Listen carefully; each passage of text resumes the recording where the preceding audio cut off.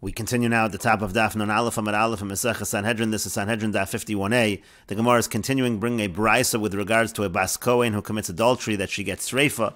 The brisa continues. It says Bas Kohen Ein Li Ella Shenisis LaKohen. I only know we're talking about a Bas Kohen who's married to a Kohen. Nisis LaLevi Uli Yisrael LaOvid Kochavim LaCholol LaMamzer Ulanasin Minayin. How do we know this applies if she's married to a Levi or a Yisrael, to an Ovid Kochavim, an idol worshiper, or to a Cholol, or to a Mamzer, or to Nasin? How do we know there?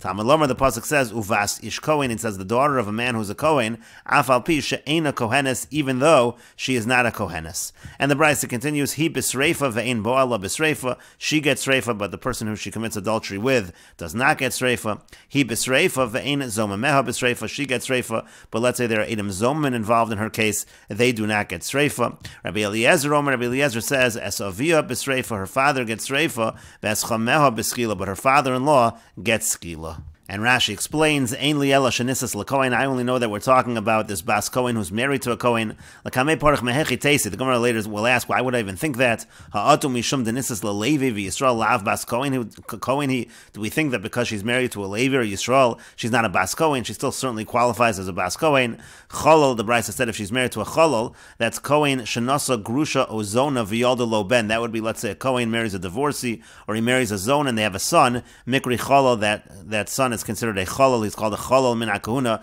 He's profaned from the kahuna. He's not considered to have the status of a kohen. Like it's written in the pasuk. Ovid kochavim nesinu mamzer. Let's say she's married to a non-Jew. Some have the gears of a kusi and a nesin or a mamzer. Afal bisha asurin lovo bakal. The point over here, the brayse is, even though these people are not allowed to marry into the community, yesh lehem kiddushin. It is still considered a kiddushin. Varehi eshes ish. She's considered to be an eshes ish.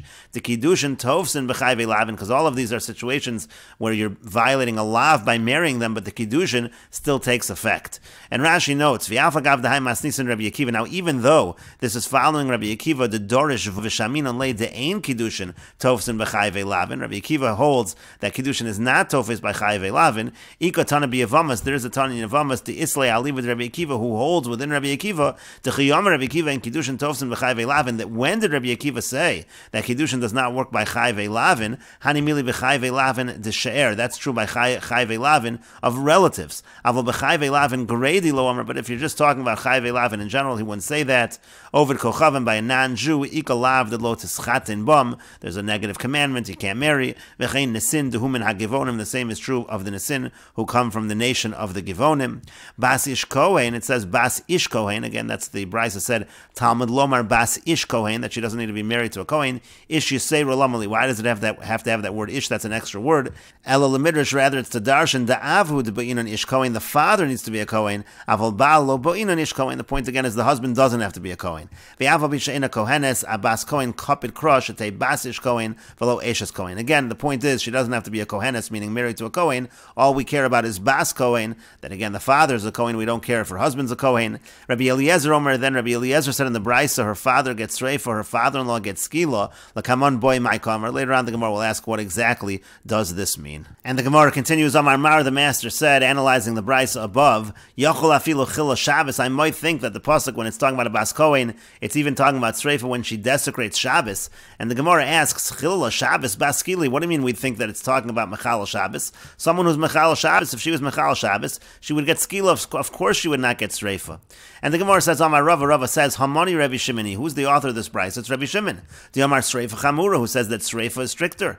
And so therefore, Sal Kadai Techamina, one might have thought, Hoel va'achmir behu rachmana bekahani, the Rabbi behu mitzvahs yaseira. Since in general the Torah is stricter when it comes to kohanim, they have extra mitzvahs. So therefore, tidon b'sreifa. Therefore, you might think if sreifa is the strictest of the punishments, and she's a bas kohen, so she should get sreifa for being mechal Shabbos. And so kamash malon. So that's what it's teaching us, that that's not the case. She gets skila when it comes to being mechal Shabbos. But the Gemara still asks, ma'ishna minei didei. But what's the difference from him? Meaning to say, a regular kohen certainly is not going to get sreifa. So why would a bas kohen get sreifa by chilo Shabbos if a regular kohen gets skila? And the Gemara says to that, one might have thought, Shabbos lagabe avoda, because he is allowed to be mechal Shabbos, is not even considered chilo Shabbos when he does avoda in the Beis Hamikdash by a kohen. But when it comes to her, the bas kohen came into lo ishtariya Shabbos lagabo, since there's no permissibility, there's no exceptions by Shabbos when it comes to her. So eima tidon b'sreifa. That's why I might have said that she gets sreifa for chilo Shabbos. Again, kamash Malon, that's what the Bryce is coming to teach, that is not the case. And the Gemara continues, the Bryce said, Yachol afilu penuya. I might think even if she's not married, this applies to her. But the Gemara says, why would we think that? Liznos ksiv, it says that we're talking about znus. Well, if we're talking about znus, clearly we're talking about a married woman, we're talking about adultery. And the Gemara says to that, could Rebbe Lazar, it's like Rebbe Lazar, the Amaru says, Panoi habo al hapenuya. He says that if you have an unmarried man who's with an unmarried woman, shelo l'shamishas, but they're together with one another, not for the sake of marriage, asa zona. He holds that that's considered to be a zona, that is considered to be znus.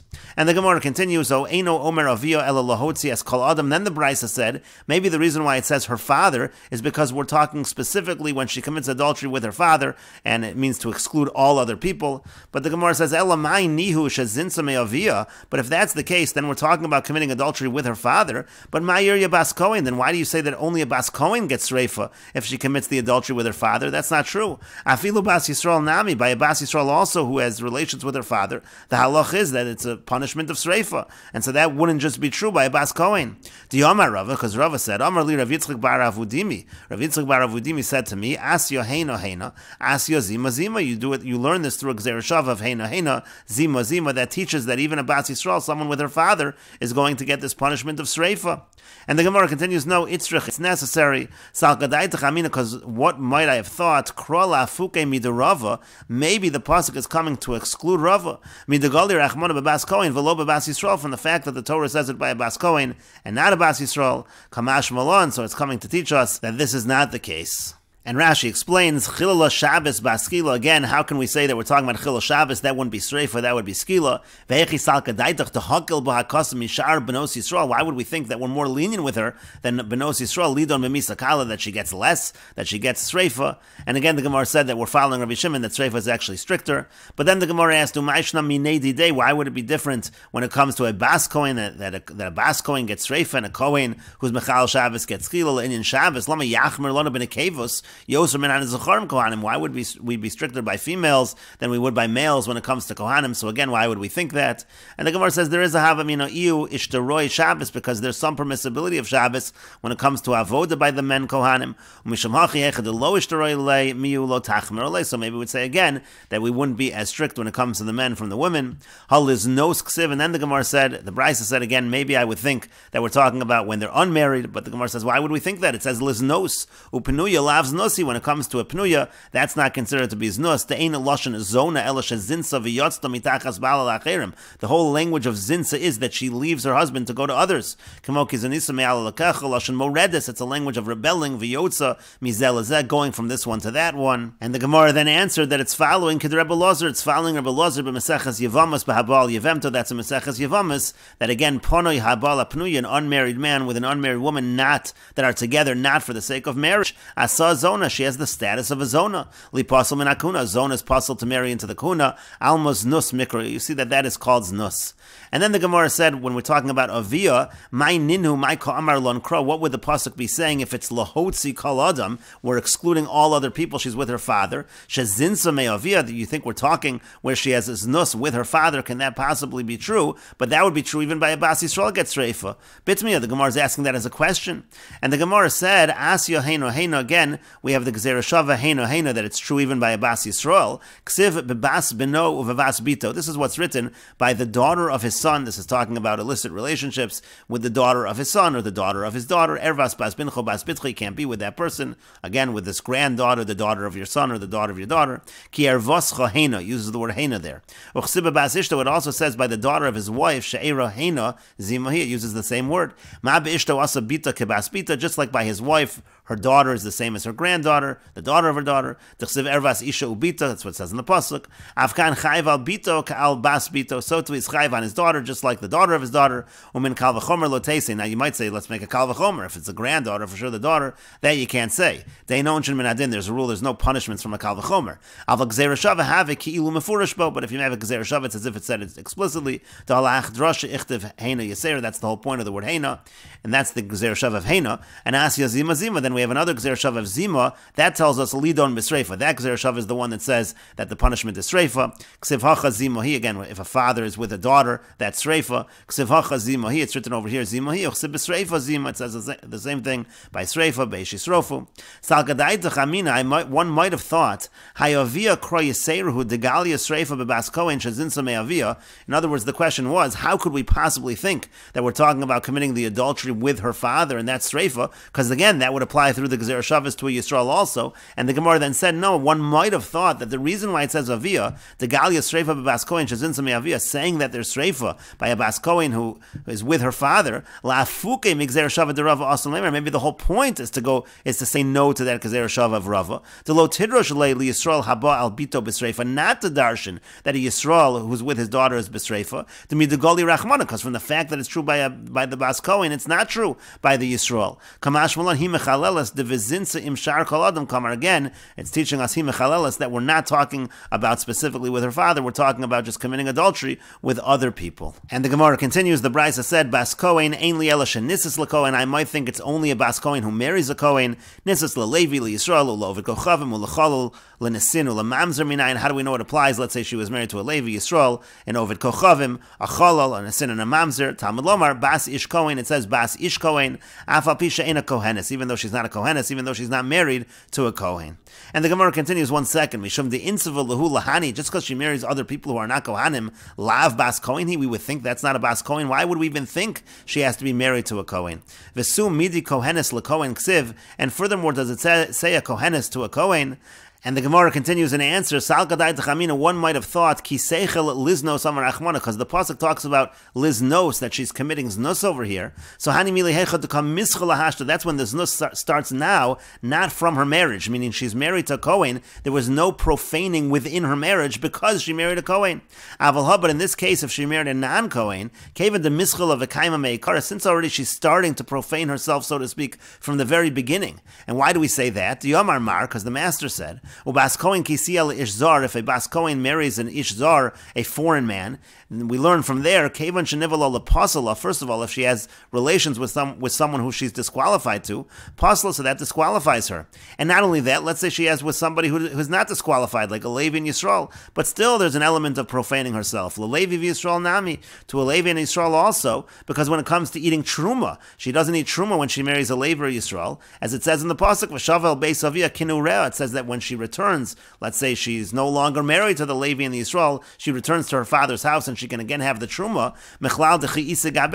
It sounds like when she's by these husbands who are non-Kohanim, she doesn't eat truma. So therefore she's already begun to profane herself in those kind of marriages. So that's why I might have said, Lotidon b'sreifa, that in such a situation she wouldn't get sreifa. Kamash malon, again, that's what the Bryce is teaching us, that she gets sreifa there as well. And the Gemara continues with the Lok Rabbi Meir, and our Bryce does not follow Rabbi Meir. The Tanya, because we learned in the Bryce, Bas Kohen shenisis li Yisrael, if a Bas Kohen marries a Yisrael, v'yachla truma, and she eats truma, meshalemes as hakeren, ve'ina meshalemes as chomesh, she pays the principal but not the fifth. Umisasa b'sreifa, and with this Bas Kohen who's married to Yisrael, if she commits adultery, she gets sreifa. That part is like our Brysa. However, nisas le'echad min hapsulin, if she marries one of the people she's disqualified from marrying, so then meshalemes keren v'chomesh, she pays the principal and the fifth. Umisasa b'chenek, and the death penalty she gets if she commits adultery is not sreifa, but it's actually chenek, it's strangulation, according to Rabbi Meir, because she's profaned herself from being a Bas Kohen in such a situation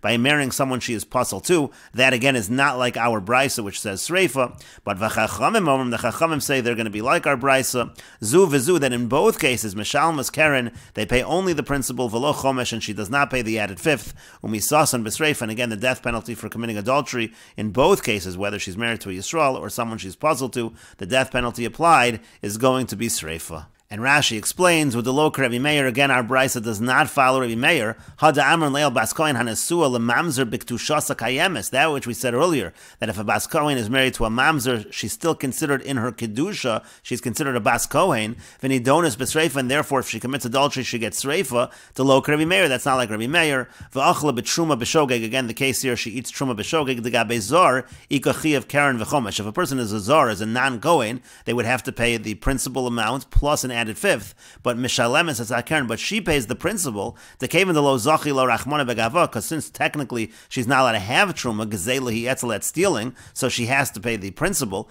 Ve'ena Mishalemes as Achomish, but she doesn't have to pay the fifth. The Lav Zori, she's not considered a total stranger to Truma. Hoel Ru'uya Lachzer Yamas Bala, because if her husband would die, she would return to eating Truma. Vezera Ein Lav, she has no children. Umisasa B'Sreifa, but she does get a death penalty of Sreifa, Im Zinsa, if she commits adultery. However, according to Rabbi Meir, Nisas Le'echad Min Hapsulim, if she is married to someone who she's disqualified from, Shenifsala Ad Olam and Eschalala, then she's considered an Eschala, profaned, Harehi Kazara Gemura, then she's totally like a Zara, again according to Rabbi Meir. And the Gemara continues, the Brisa said, Rabbi Eliezer, Rabbi Eliezer says, Esavia B'Sreifa, if she's with her father, again this is talking about a Bas Kohen who has relations with her father, she's going to get Sreifa. V'eschamea B'Skila, and if she has relations with her father-in-law, she's going to get the punishment of Skila. And the Gemara wants to clarify what exactly Rabbi Eliezer means. Ma'ya Esavia v'eschamea, what does it mean that she's with her father-in-law? Ilema Esavia Mehovia, if you're going to say it's like we just explained, that Esavia means again she had relations with her father, V'eschamea Mechamen, and if she had Eschameh means she had relations with her father-in-law. So Ma'ir Bas Kohen, that wouldn't make sense. Why are we only talking about a daughter of a Kohen? Afilu Bas Yisrael Nami, even if we had a Bas Yisrael, even if you had a woman who was a Yisrael who had relations with her father or her father-in-law, that's the halacha. Bito B'Sreifa, the halacha is if a person has relations with his daughter, the punishment is Sreifa. V'Kaloso B'Skila, and the halacha is if a person has relations with his daughter-in-law, the punishment is Skila. So we wouldn't only need to be talking about a Bas Kohen, and therefore that cannot be what Rabbi Eliezer means. Ella, rather, what does it mean? Esavia, what it actually means is you have a woman who's married, but she's under the authority of her father. Bereshus Avia. She's under the authority of her father. That's just another way of saying that she's betrothed. She's an Arusa. So it would basically be saying that an Arusa, let's say you have a situation of an Arusa who's a Bas Kohen who commits adultery, she's going to get Sreifa. Ve'as Chameh, what does it mean Chameh? Bereshus Chameh means she's in the Reshus of her father-in-law, meaning she's a married woman. She's an Asua, and then she's going to get Skila. But the Gemara says if that's what it means, that she gets again Bereshus Avia, that if she's an Arusa Bas Kohen, she gets Sreifa, and if she's a Nesua Bas Kohen, then she gets Skila. That doesn't work out. Come on, then who are we following over here? Who's Rabbi Eliezer holding like? Ike Rabbanan, if it's following the Rabbanan, Ha'amri, the Rabbanan say, Nesua Yatzas L'Sreifa, that on the contrary, the Nesua, she's the one that gets Sreifa, Velo Arusa, and the Arusa is not the one that gets Sreifa. Again, according to the Rabbanan, Skila is stricter than Sreifa, and so therefore when you have a Nesua Bas Kohen, that would be, again, an Asua would be under the authority of her father-in-law. That's the case of Sreifa, not Skila. And the case of an Arusa, which is under the authority of her father, so there she would be just treated just like a Bas Yisrael, and she would get Skila. So Rabbi Eliezer would not be following the Rabbanan. And Ika Rabbi Shimon, if you're going to say that he's following Rabbi Shimon, that Sreifa is stricter, but they both get Sreifa. Ha'amar achas Arusa v'achas Nesua b'Sreifa. We've said many times already, according to Rabbi Shimon, by a Bas Kohen, both Arusa and Nesua, all situations of a Bas Kohen who commits adultery, it's going to be b'Sreifa.